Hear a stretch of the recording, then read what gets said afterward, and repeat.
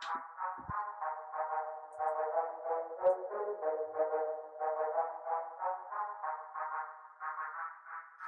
everyone, I'm Randall Garza alongside Bob Bettis and Joseph Jackson, and welcome to episode 2 of Formidable Opponents, a show that pits 3 people who have known each other virtually their entire lives in a series of conversations as we argue what is the best in a variety of fun and engaging topics we all debate about. So today's topic, fellas, is most intense movie scenes. Bob, Joseph, how are you guys doing? I'm doing great. Great topic, man. Talking about a scene in a movie is especially an intense scene in a movie. I mean, there's just so many great selections to choose from. I'm excited to see what y'all came up with. Yeah, doing pretty good, man. Thanks you. Excellent. We weathered the Texas storm. We're back, and winter's done. Short season again. A 1 week winter. Winter came and came again, and that was enough for us. Yeah. So we had an intense winter for about 2 or 3 days. So let's talk about intense movie scenes for a while. When I say the phrase intense movie scene, what comes to your mind? What are some of your honorable mentions? And if you want to start talking about your selection, let me know. Well, as far as intense, I mean, it's really got to it's going to make you think what's going to happen next. Your heart may start beating. Are you going to feel a little bit scared? Are you going to worry about the heroine or the villain or whoever it is you're rooting for in the movie? And that's where it comes in as far as intense. I agree. I think it should be something unexpected. You know, there's got to be some kind of uneasy feeling for the audience. You know what I mean? That makes a great scene. There should be some kind of friction, between characters, like you said, the heroine or the villain. Definitely some kind of feeling, some kind of anger, some kind it's got to scare you too. I mean, if you're not scared or your heart's not beating, that's an intense. The audience definitely has to feel something or get something from that scene. Most definitely. What do you think, Ren? I think it's the same thing. I'm glad you guys said heroin. I know you guys said heroin in a different sort of view, but my intensity actually has to do with heroin. I think it's one of those scenes. When I think of intense movie scene, guys, I think about something that, you're about to leave somewhere and it sort of pumps you up. You go and you put on your, I don't know if anybody still uses DVD players, maybe YouTube. You put it on. I had to use one. Recently during the winter storm. We went back to the 2000s. A battery one. It was horrible. You watch these scenes and it's one of those things where you put these scenes on and before you head out somewhere, if you wanted to pump you up or you have a long day of work or school, whatever, you put the scene on and it's got rewatchability. You know that it gives you goosebumps no matter if you've seen it for the 3rd time or the 103rd time. It's one of those things that you could watch and say, man, I could really dissect this. I really love to just watch this over and over, and it really pumps me up. Most definitely. I could say too, like if you have a friend or someone who hasn't seen the movie before, you could show them this scene and be like, this is the scene you need to see. And once they see this scene from the movie, they're like, okay, I got to go and see the entire thing. I got to go ASAP and see the movie. Exactly. I've done that a few times, actually. I've seen a particular scene that said, okay, you know what? I'm just going to stop this right here. That's it. I got to watch the rest of the movie. So we know that we've narrowed it down to a few scenes. As you know, in the show, we do share our choices with each other just so we could do research. But what are some of the intense scenes, you guys, that didn't make the cut, but you thought, man, this is worth an honorable mention? Bob, we want to start with you. Go ahead and mention some of your scenes. Oh, man. The scene in Deer Hunter where they're playing Russian roulette. Excellent. Robert De Niro and Christopher Walken, and oh my God, you know what I mean? It's heartfelt. It's crazy. There's a buildup. There's an intensity to it. And when, Walken, pulls his arm away and blows his brains out, it's just like a huge shock and like crazy scene. I thought if that encapsulates what an intense scene should be. It wasn't my choice because I think I have one that's better, but I thought that was a fantastic scene. What about you, Joseph? I also thought, there's a bunch. There's too many to mention. It was hard to, it wasn't the easiest thing to select one because there is so many.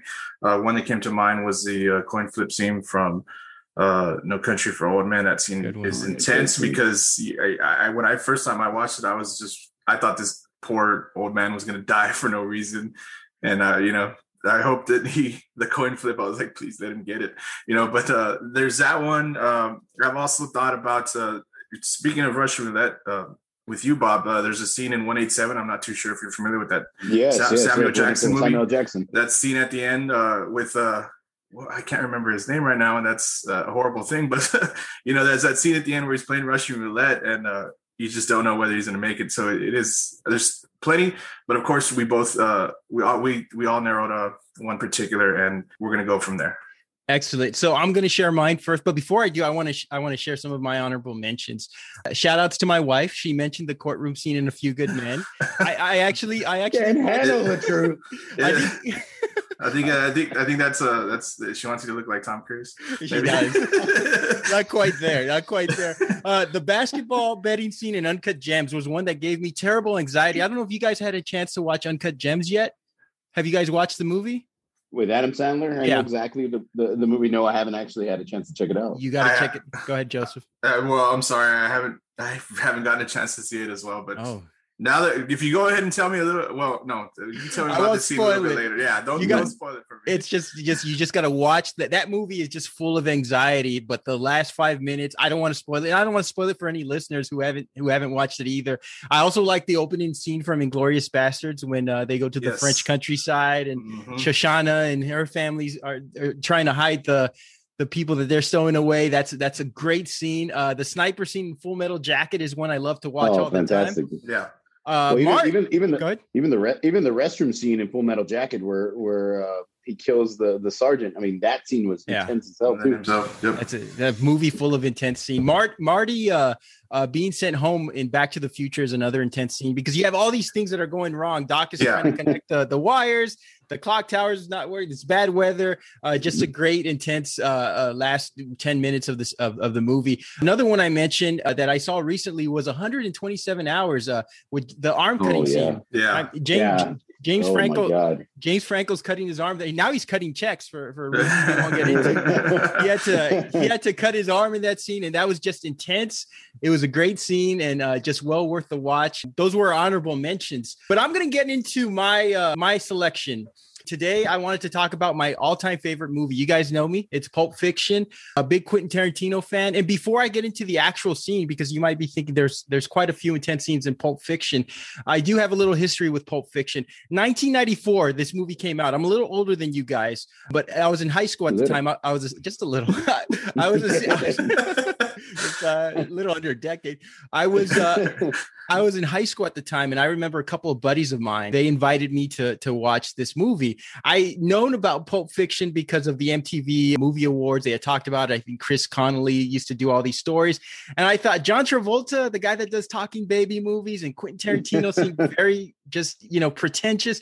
I don't want to watch this movie. So a couple of buddies of mine invited me, and they watched it. And the next day they came back just quoting it. And I thought the quotes were so amazing that I went to the movie theater the next week to go watch it. And it was out. And for those listeners who don't know, we're all originally from Edinburgh, Texas, which is a small town in the Valley. If you don't know where that is, just Google a high school football player destroys referee.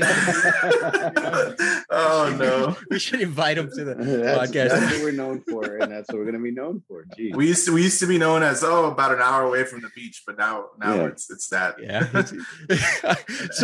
So I missed out on watching Pulp Fiction, and when I went to the theater, coming from a small town, it was gone. And I was very saddened by it. So Pulp Fiction is the only movie with a distinction that I've ever watched. I saw it on VHS, obviously. I rewound the whole thing, and then I watched it again. And the one scene that really stuck out to me was Mia Wallace's overdose scene. I don't know if you guys remember that scene where Mia Wallace overdosed. It's just beautifully set up. Sure. Yeah. So just sort of setting the stage, Vincent Vega, who is the main character played by John Travolta, or one of the main characters, takes Mia Wallace out on a date. There's a great sort of situation where there's this like limerence happening. There's this sort of like, I don't want to call it unrequited love, but Vincent Vega and Mia Wallace have this great chemistry. And John Travolta, Vincent Vega, I should say, is doing this mirror monologue. And every time, just to note, every time Vince goes to the bathroom, something bad happens. And so he's in the bathroom sort of talking to himself. I can't sleep with this woman. I can't do anything with this woman. This is my boss's wife, and he'll have my head on a platter if I do anything. So Mia Wallace is sifting through his coat that she puts on after they had a great little dance at Jack Rabbit Slim's. And she pulls out a pouch of what she thinks is cocaine or something, but it's actually heroin. So she snorts this heroin and she actually overdoses. Now, this sets the stage for one of the most intense, amazing scenes I've ever watched. And to me, it was John Travolta's best acting. Like, don't put it against like Grease or, any of those other movies, but this was John Travolta. Michael was a fantastic movie. Michael was fantastic. No, I agree. This actually, I think, was a revival for him because he was if you look it up, I think he was slipping a little bit. According to critics. I'm not going to say anything because I'm not a critic, but this did kind of revive his career. And not only that, I mean, it was just, I think in the whole movie, this was his best stretch of acting. He's driving down to his drug dealer's house, the drug dealer that sold him the heroin. And a little bit of history here. Quentin Tarantino actually wanted to play the role of Lance, the drug dealer, but he wanted to be behind the camera for this scene. And if you watch this scene and you see the frantic pacing and you see the intensity, you'll know why. So John Travolta is driving down the street and he's got a cell phone. Back in 1994, I didn't know anybody who had a cell phone. So this was all new to us. And just think about it, in a 3-day stretch, this is what happens to Vincent Vega. He kills 3 men in an apartment. He accidentally shoots somebody in the face and has to dispose of the body. He interrupts a robbery. He nearly kills his boss's wife, which is the scene I'm talking about, and he gets killed at the end. That's even more than what we went through these 3 days. Spoiler alert, bro. Spoiler alert. You gotta mention spoiler alert. Just gave away the whole movie. And this scene is just a frantic, orchestrated mess. Mia Wallace hits her head on the lawn. It bounces. There's chaos. There's arguing. It sounds so natural. People are shouting. They're talking over each other. People are pissed off and confused. And thank God Lance had to try to find his little black medical book. So what he had to do is he had to find his black medical book and get an adrenaline shot to revive Mia Wallace. And thank God Google wasn't around, because this would have been resolved. Also, if they had Narcan too, but he went to go get his adrenaline shot. This parallels just to an amazing scene where, she gets revived. And not only that, I'm looking at the scene, and I know you guys are big music buffs too, but the Lance and Jody characters reminded us a lot of Kurt Cobain and Courtney Love. I think there was rumors that they might be cast, but what an amazing coup that would have been if Courtney Love and Kurt Cobain would have been cast in that scene. Although the actors that were in it were tremendously amazing. It's just so trashy, maniacal. The placement of the board games, there's an operation, there's a life board game. Jody's just annoying. They're telling each other, fuck yous back and forth. And then the tension builds up with the adrenaline shot. And Tarantino is a master of weaving in comedy, realistic dialogue, tension, and all these fucked up situations all together. Just sort of this mosh pit of so many things going on all together. And then you have the scene still made sense. The scene still made sense, and I'm amped up talking about it. You're talking about intensity. I'm jumping off my seat here, just describing it. They revive her, and it was just an amazing scene. She tells Vincent her joke at the end. It almost reflects a breakup in a way. It's almost that denouement at the end where they had this intense scene. She's looking like a vampire. They drop her back off. And then there's this just euphoria, this connection between them. And, to me, that was just the most amazing scene. I told you guys that I never got to watch this movie in the theater, but my wife actually took me to the Alamo Draft House, and she took me for my birthday to watch this movie. And it was just a tremendous thing. They gave us gifts. I got like an adrenaline shot pen, and I got Bruce Willis's dad's. Shout out to Alamo Draft House. Yeah. I got a sort of a replica Bruce Willis's dad's a watch, the gold watch. And I'm not going to tell you guys where I'm carrying it right now, but it's the one he hit up his ass. Yeah. And it's just, to me, this scene by the nightstand next to the kangaroo. By the nightstand, exactly. And I cannot tell you guys what this movie means to me for deeply personal reasons, and for the reason that I mentioned, that it's just amazing. But what do you guys think about this scene? I mean, what are your thoughts when I gave you guys this scene? I think it's a great scene. And sorry. I think it's a great scene. I love that movie. Yes, it's like you mentioned before you started, and I think you mentioned us too. Tarantino is probably, if not the top 3 directors, film screenwriters, whatever you want to call it, for all 3 of us. That's just, given between us three. For you, probably more Randy, because it satisfies the feet. I know you. So, but I mean, great scene. I'm not going to tell you it's not a great scene. That whole movie in itself, though, is an adrenaline rush, and that movie, the entire movie can be a most intense scene. But if you want to, it's not the most intense scene in that film to me. The most intense scene is probably going to be the Gimp scene, because that scene is pretty fucking far from okay. But it's a great selection. I love it. Yes, indeed. Great actors. I know your chemistry, and I kind of felt bad. I remember the first time I watched it, I was kind of you got to root for Travolta or Vincent Vega. I'm sorry, for in that scene. You want him to. You see that chemistry, and I agree. It just can't happen, obviously, because Marcellus Wallace is a crazy man, and you don't want to cross him. But I love the scene. To me, the Gimp scene is much more intense. But that whole movie is, I mean, come on, so many. I mean, even the scene with Jules and Vincent and the three guys in the apartment and the whole tasty beverage scene. That's another great intense scene. I mean, that whole movie is an intense scene. Go ahead, Bob. I'm sorry. No, you're perfect. You're perfect.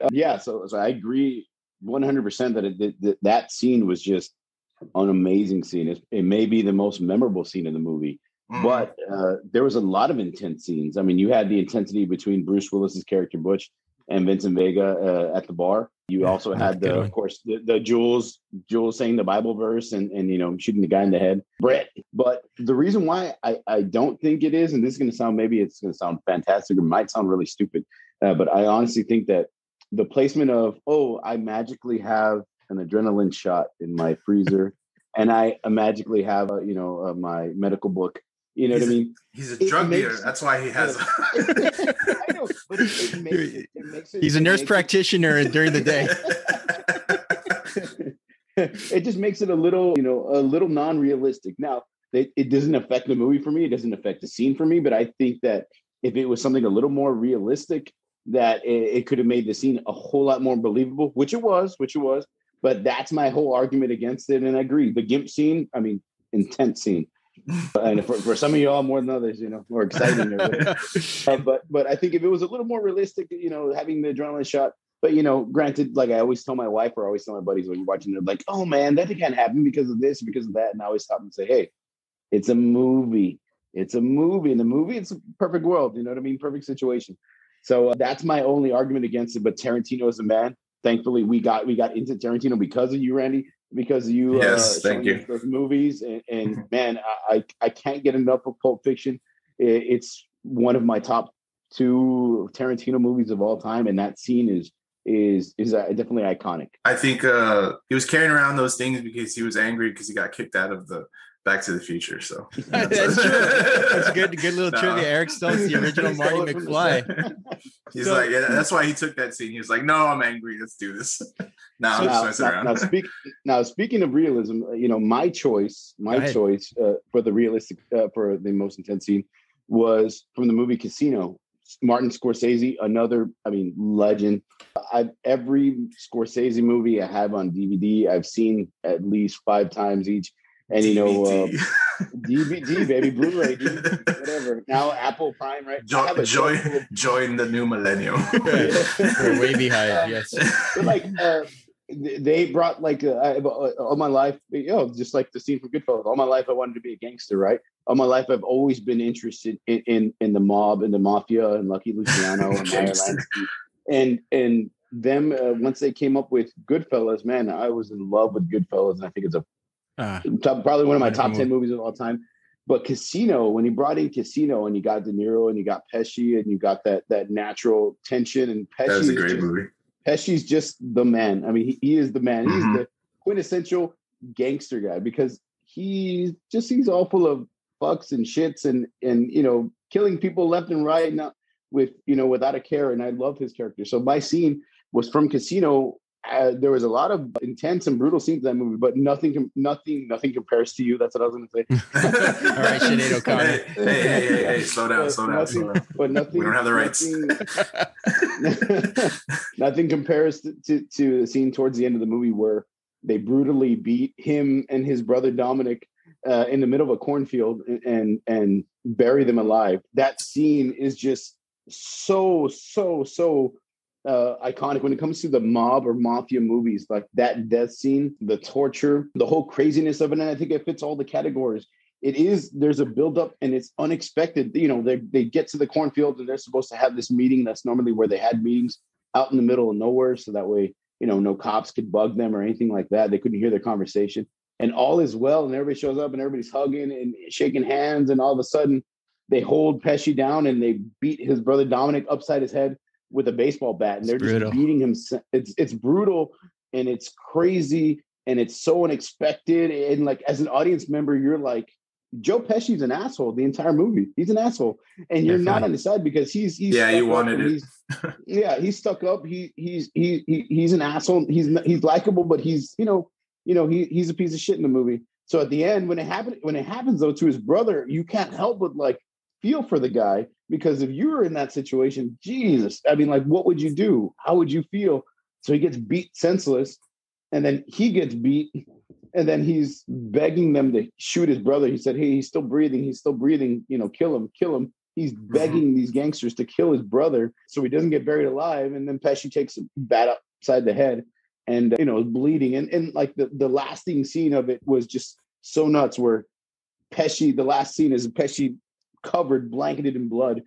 And you could see he's like gasping for air because he's still alive, and they're tossing dirt on his face and on his body. I mean, you can't beat that. You can't beat that. That is the most intense movie scene I think I've ever seen. So, Bob, let me ask you a good question. Could Joe Pesci's character on Home Alone survive this beating? He probably could. He went through worse. No. You know what? I was about to say no, but you're right. He went through a lot worse. Yeah, he got and how about that callback to Billy Bats from Goodfellas using a bat for revenge? Yeah. I thought that was pretty cool. Right? Yeah. I think I love the scene. I watched. It's a hard rewatch, man. The scene is hard to watch. That first hit, to me, it was harder to watch than it was tense. I know Joe Pesci actually broke a rib on that scene, but the thing is, you see a bat end a lot of people, and it's not very original. I mean, you see the Baseball Furies and the Warriors. They ended with a bat. Negan in The Walking Dead. Woody Harrelson in Zombieland. Sting versus the NWO. Mark McGuire's career after we found out he was on steroids. Bats end a lot of people. But now here's the thing that I think sets it apart. Those were all bats written into a story. This actually fucking happened. It's realistic because it actually happened. They found Tony Spillatore, which is the main character with Joe Pesci's character, and his brother beaten to death and buried in a cornfield in real fucking life. So these guys were beaten to death with bats in real fucking life. It wasn't just some storyline written in, and that's pretty cool. This is realistic because it really fucking happened. And I think that adds more to the intensity, maybe the feeling of, man, these fucking guys are actually beat to death and buried alive in a cornfield. I remember watching that. Yeah, I remember watching that scene, and the first time I saw that movie, and I was and hearing, and yes, exactly like Randy said, the bat swings, the blood flying, and then hearing the dominant character, excuse me, the brother, Joe Pesci's, the brother calling out for Pesci's character Dominic. Oh man, it is. Yeah, it's heartbreaking. The first time I watched it, it was, and like Randy said, it is a hard watch because it's coming. And I remember when he was being thrown into the grave. It's and you hear him like crying, and so. Damn, Bob. I mean, I don't know. Now that I think about it, now that I've been, it is very, very intense, and I don't know if I can really argue too much against it. I mean, other than it's made into a great meme. Probably the best one I've seen is when they're holding Joe Pesci's character looking at somebody putting pineapple on pizza. So that's probably my only argument is it's a meme now. Oh, Dominic. But I mean, I'm not gonna lie. We play a little Call of Duty here and there, and when I'm getting killed in a war zone, and I'm hoping that one of you all helps me. I do say, "Oh, Dominic, help me! I'm dying." Pineapple on pizza from Dominic to Domino's. When I think of Scorsese does so many good intense scenes. Amazing scenes. I felt the "Do you think I'm funny" scene from Goodfellas and the feds closing in on Henry Hill. To me, were more intense. To me, this was just brutal, just visceral, nasty, violent. I mean, this was like something you'd see on The Sopranos, like on season 3. But I mean, it was an amazing scene. I just don't think it was intense. I think you expected, especially after he hit Don Rickles with a payphone. I think you expected this. Well, I was going to mention. I mean, there was a lot of intense scenes, and I think that's what makes it so great. There was a lot of intense scenes in that movie. I mean, he beats Don Rickles with a damn phone. I mean, he stabs a guy fucking to death with a pen for insulting Robert De Niro's character. You know what I mean? He's squeezing a guy's head with some kind of corkscrew bullshit to get him to give up a name. I mean, there was a lot of intense scenes in that movie. I just think that scene, it offered you that brutalness in the beating to death, but it also offered the audience a chance to like feel something and be like, wow, man, you feel bad for the character. You feel bad for his brother. You feel as much of an asshole or as a sick bastard sociopath that he probably was, which he was. You feel bad for him and you feel something for him. And I think it kind of brings everything together. I guess if the only thing I was going to argue against it is if watching it, I mean, now you can watch it. I guess maybe the first time I did see the movie, I want to like turn away? Was it like so intense that I was like, I can't remember whether or not I turned away. And I guess maybe that's my argument, because the intense scene to me was, it makes your heart pound. You can't turn away, things like that. And I kind of I don't remember if I did turn away, but it is like we've mentioned already that it is a hard rewatch. So if I'm going to watch the movie, am I going to skip through that because we have DVR now, or am I going to, watch the thing? Excellent choice, though. I mean, you can't help but watch it and be like, man, it's just so brutal on a rewatch. So Joseph, let's get to your scene. What was your selection for your most intense scene? Well, I went with the drug deal scene from Boogie Nights, a personal favorite movie of mine. Fucking movie, great. Why? Because of John C. Reilly. No, actually, it's a great movie in itself. Story of a young, up and coming, really kid from nowhere. Beautiful man. Beautiful Mark Wahlberg. How much do you bench, by the way? Just out of curiosity. No, how much you live at? No, coming up through the 70s porn industry and the pitfalls that came with that. The scene itself, if you look it up, it was based off of us, and I'm not 100% sure. I'll admit that the scene itself was based off of a supposed real drug deal incident with a real character, Eddie Nash. Yes. Yeah. But for me, the reason I chose this scene was because, and I'm gonna say spoiler alert, if you don't know by now, if you're listening to this, spoiler alert for the whole thing. If you haven't seen any of these movies by now, though, are you gonna say that Mark Wahlberg's son? Well, no, shame on you. Shame on if you haven't seen any of these movies. So, but if you haven't, I mean, I suggest go see them. The scene starts with at this point in the movie, the main character, Dirk Diggler, is way into drugs at this time. His career is starting to suffer because of his drug habit. He's a loose cannon, and his friends are kind of feeding the addiction. They're just all in a horrible situation. At this point you don't feel any sympathy for them, and so they go to this drug dealer's house to make a deal. They're going to sell him some fake cocaine to score some money to what I believe is to buy actual drugs, real drugs. And so they go to this scene. They go to this drug dealer's house, and the scene itself is intense because when I watched it, I didn't feel sorry for the situation that they were in. They put themselves in this situation, but then they're there and you don't know what's going to happen. The drug dealer is played by Alfred Molina, I believe. And excellent. Who's an excellent actor. He made the scene. He was great. He was great in Spider-Man.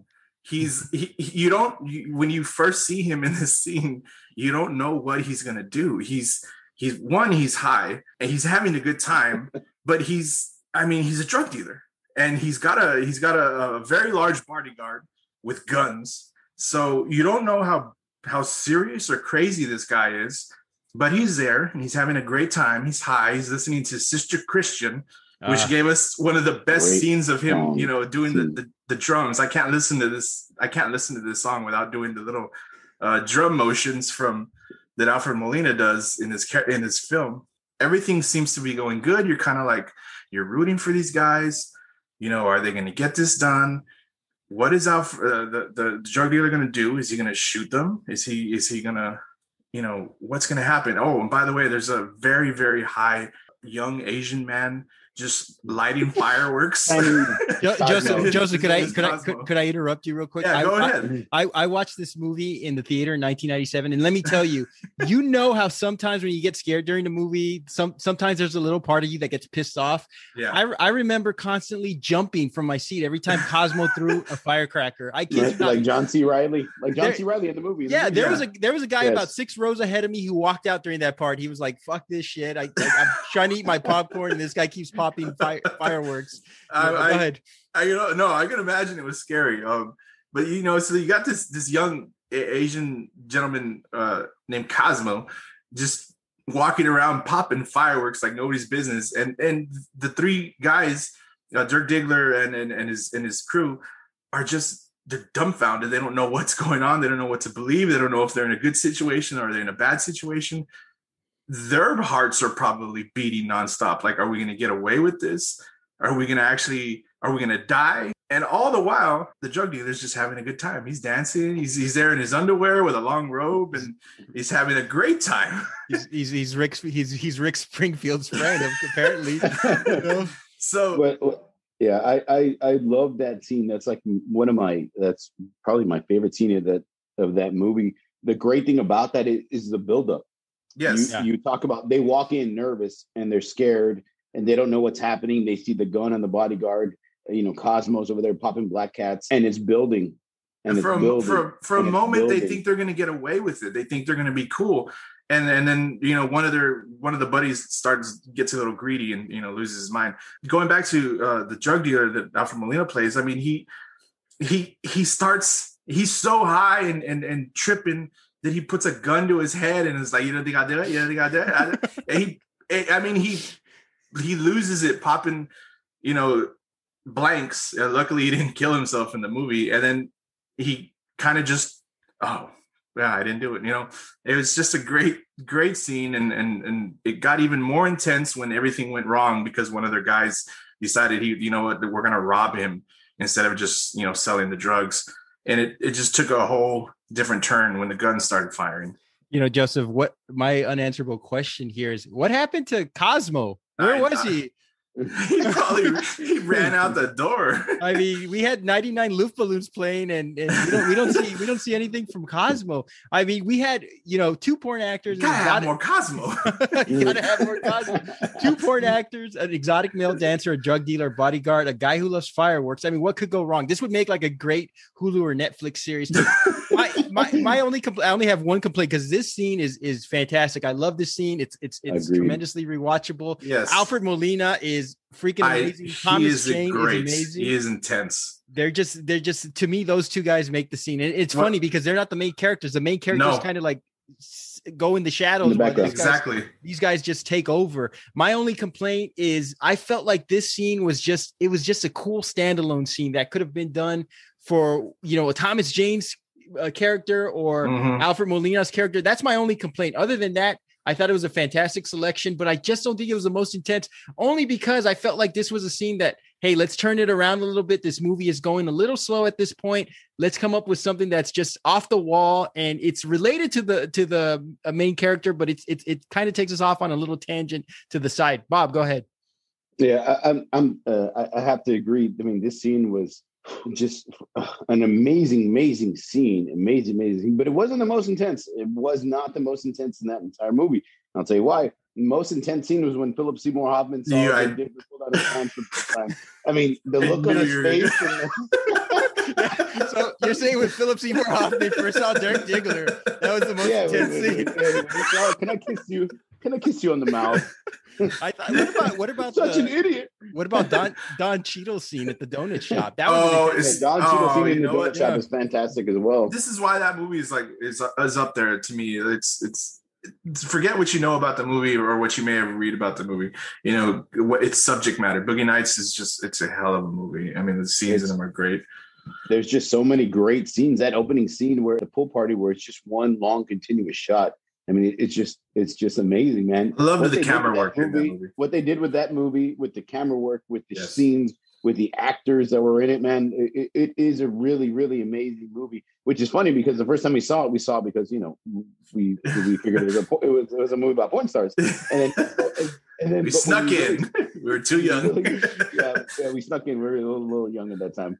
But as you grow older and you get that appreciation for movies and actors and specific setup scenes and the way they pulled scenes out of their ass and did these amazing works. You know, you watch that movie and there's just so many fantastic scenes that are just, I mean, it really is an amazing movie. It really is.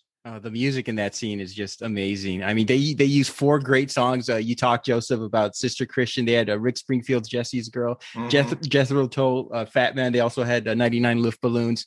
It was just an amazing scene. Guys, excellent selections all around. And Cosmo, he was Chinese. And Cosmo did an amazing cameo there. I'd say, man, I mean, like I said, I think we all made great choices. And it's really hard, you know, and the premise of our show is to argue against it. But when you have such great choices, it's really nitpicking in the end, because we all chose great choices. And I'm sure there's other choices out there that didn't make the cut that I'm sure somebody could argue that it's the greatest or most intense scene in cinema history. Excellent.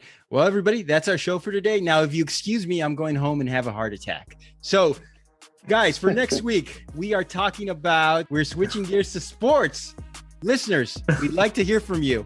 What are your favorite and most intense movie scenes? What scenes did we not mention? Most importantly, let us know what you think about the show. You may reach us at formidableopponents@gmail.com, and you could follow us on Twitter at FOpponents. Yes, F Opponents. I know the way it sounds. I wanted to put man F Opponents, but we're just going to leave it at F Opponents on Twitter. Join us next week as we argue best sports performance. So for Bob and Joseph, this is Randall Garza signing off, and this is Formidable Opponents. Thank you all. Thank you. Have a good one, guys. Good night.